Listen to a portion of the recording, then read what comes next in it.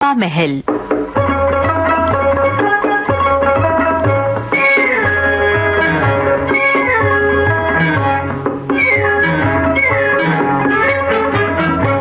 हवा महल कार्यक्रम में आज हम आपको सुनवा रहे हैं नाटिका अनमोल रत्न। ये नाटिका मुंशी प्रेमचंद की कहानी का नाट्य रूपांतर है। रूपांतरकार हैं शरद नागर और इसके निर्देशक हैं हेमेंद्र। बहुत दिनों की बात है, हिंदुस्तान के पश्चिम में एक मुल्क था जिसकी राजधानी मीनू सवाद में उस मुल्क की मलके दिलफरेब रहती थी। अच्छा। वो खूबसूरत थी, कुंवारी थी और एक बड़े मुल्क की मलका थी। उसने ये शर्त रखी कि जो नौजवान उसे दुनिया का सबसे अनमोल रत्न लाकर देगा उसके साथ शादी करूंगा। अच्छा। सैकड़ों हजारों लाखों शहजादे और बहादुर जवान बड़ी बड़ी कीमती सौगातें बेशकीमत हीरे जवाहरात लाए, मगर दिलफरेब की निगाह में एक न जचा, सबको बेइज्जत करके निकाल दिया। फिर क्या हुआ चाचा? एक दिन दिलफगार नाम का एक जो नौजवान जो दिलफरेब पर दिलुजान से कुर्बान था, अपनी मोहब्बत का इजहार करने उसके दरबार में जा पहुंचा।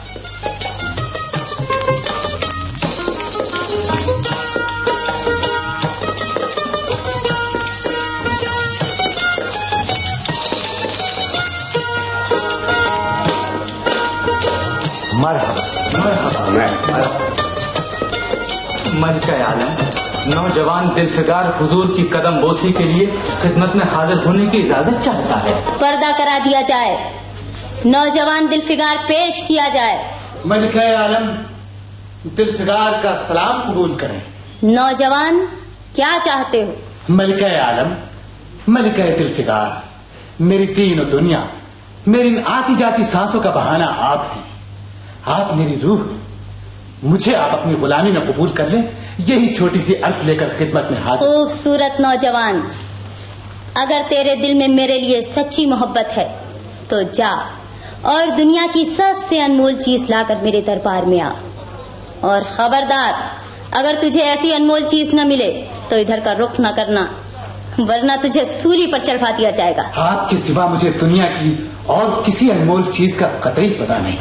आपसे बढ़कर अनमोल रत्न मैं कहाँ पाऊंगा मलिका आलम? बेअदब, सवाल का जवाब सवाल नहीं होता। मलिका, मैं आपके कदमों में कारून का खजाना, आब हयात, खुसरो का ताज, जाम जम, परवेज की दौलत सब कुछ लाकर निछावर कर सकता हूँ।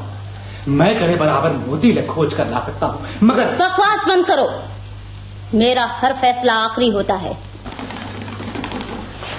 बेचारा दिलफिगार रोता कलकता, भूखा प्यासा, नंगे बदन थकन से चूर, बरसों वीरानों और आबादियों की खाक छानता फिरा।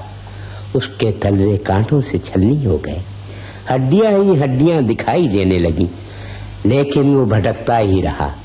आखिर उसे एक चीज मिल गई जिसे दुनिया की अनमोल चीज समझकर बल्कि दिलफरेब को नजर करने उसके दरबार में पहुंचा।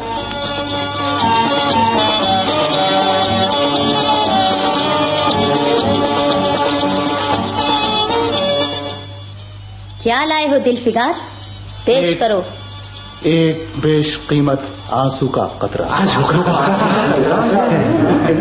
खामोश, आंसू मेरे खुशामदी दरबारियों के हंसने लायक सस्ती चीज नहीं। नौजवान, ये किसके आंसू का कतरा है? मलिका, ये काले चोर की आंख से टपका आंसू है। काले चोर का आंसू? जी हाँ मलिका आलम, एक रोज मैं फूलता भटकता एक मैदान में जा निकला।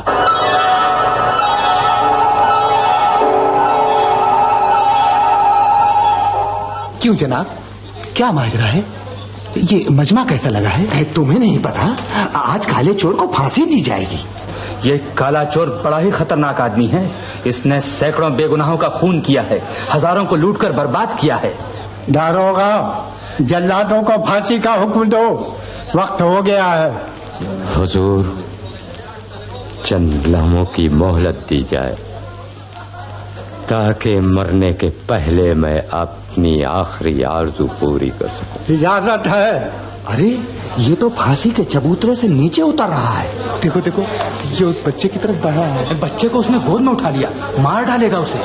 तो कितनी कितना खुश नसीब है बच्चे, दुनिया की गंदगियों से कतई पाक साफ, सब गुनाहों से दूर। मैं बहुत बड़ा गुनाहगार, मैंने तेरे जैसे अनगिनत बच्चों की खुशियां छीनी, उनके माँ बापों को अपने इन्हीं हाथों से कत्ल करके यतीम बना दी, खुशी से भरे पूरे घरों को लूट कर नेस्त नाबूद कर डाला।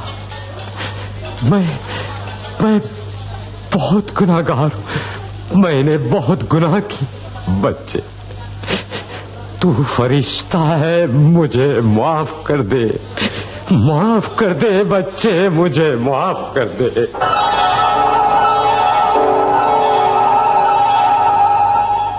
काले चोर की जिंदगी का ये आखिरी और पहला लम्हा था जब उसके दिल में प्यार का समंदर लहराया और उसे अपने किए हुए गुनाहों पर मलाल हुआ था। और उस वक्त उसकी जालिम आंखों से ये आंसू का एक कतरा टपक पड़ा जो हुजूर में पेश है मलिका आलम। खूबसूरत दिलफिकार, बेशक तूने दुनिया की एक बेशकीमत चीज ढूंढ निकाली है। तेरी हिम्मत और तेरी सूझबूझ की दाद देती हूँ, मगर ये अनमोल चीज नहीं है। जा और एक बार फिर से कोशिश कर। बेचारा दिलफिकार अपनी इस नाकामयाबी और दिलफरेब के जुल्म पर हजार आंसू बहाता फिर भटकने लगा। और एक दिन मलिका दिलफरेब की खिदमत में इस जानिसार आशिक़े खस्ता दम दिलफिकार का सलाम कबूल हो। इस बार कौन सा तोहफा लाए हो दिलफिकार? मलिका दिलफिकार, ये मुट्ठी भर राख आपको नजर करता हूँ। राख? ये कैसी राख है? आपके हुक्म की तामील की खातिर भटकते भटकते एक दिन अचानक मैंने देखा कि चंदन की चिता पर एक खूबसूरत जवान औरत 16 सिंगार किए बैठी है और उसकी गोद में उसके मुर्दा आदमी का सर रखा। यकायक चिता में से खुद ब खुद एक लपट उठी और उस औरत का चेहरा एक अनोखी चमक से दमकने लगा। चिता से लपटे निकली और उसके गले से लिपट गई और देखते ही देखते वो फूल सी औरत सच्ची मोहब्बत की खातिर जलकर राख हो गई। मलिका, ये पाक राख उसी मोहब्बत की पुजारन की है। दिलफिकार, मैं तहे दिल से तेरी एहसानमंद हूँ कि तूने ऐसा नायाब तोहफा मुझे दिया, मगर मुझे पक्का यकीन है कि दुनिया में कोई इससे भी ज्यादा अनमोल चीज है। जा और उसे तलाश कर। मैं खुदा से दुआ करती हूँ कि तुझे वो कामयाब करे। दिलफिकार की हिम्मत टूट गई और वो खुदकुशी के इरादे से गिरता पड़ता एक ऊंचे पहाड़ की चोटी पर से कूदने ही जा रहा था।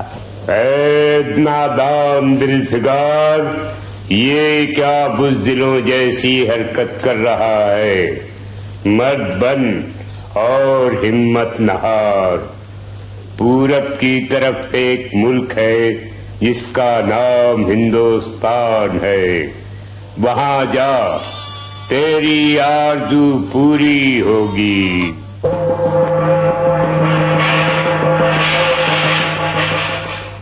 दिलफिकार, इस बार तू बहुत दिनों बाद वापस आया है। ला, दुनिया की बेशकीमत चीज कहाँ है? मलिका दिलफरेब, मलिका दिलफिकार, इस बार दूर दराज मुल्क हिंदुस्तान से जो चीज लाया हूं, मुझे पूरा यकीन है कि वो दुनिया की सबसे अनमोल चीज है। कहाँ है वो चीज? जल्दी से मेरी हथेली पर रख दे। खून का कतरा, ये तुझे कैसे हासिल हुआ? एक दिन हिंदुस्तान की सरजमीन पर भटकता हुआ मैं एक मैदान में जा पड़ा।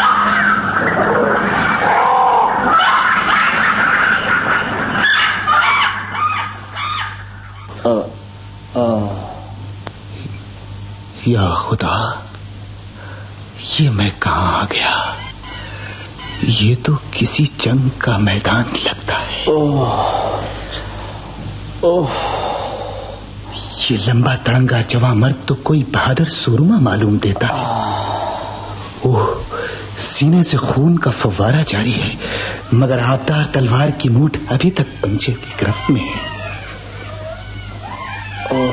ए जवां मर्द, तुम कौन हो? क्या तूने आज इस तलवार का जौहर नहीं देखा? जो पूछता है मैं कौन हूँ, मैं अपनी माँ का बेटा और भारत का सपूत हूँ। मुसाफिर, आ इधर आ, मेरे खून से तर पहलू में बैठ जा।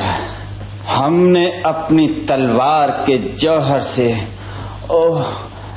हमलावर दुश्मन को बता दिया है कि हिंदुस्तानी अपने देश के लिए कितनी बहादुरी से जान न्यौछावर कर देता है।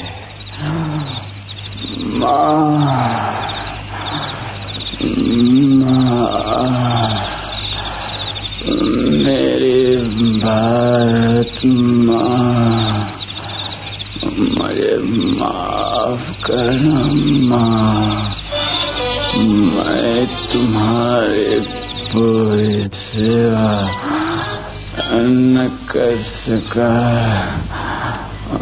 मुझे माफ करना। भारत माता की जय। मलिका जुल्फ़िकार, ये उसी बहादुर हिंदुस्तानी जवां मर्द के सीने से निकला खून का आखिरी कतरा है। जानिसार दिलफिकार, मेरी दुआएं पर आई। यही है दुनिया का सबसे अनमोल रत्न। खुदा ने मेरे दिल की आवाज सुन ली और तुझे कामयाब व सुरखरू किया। आज से तू मेरा मालिक है और मैं तेरी बांदी।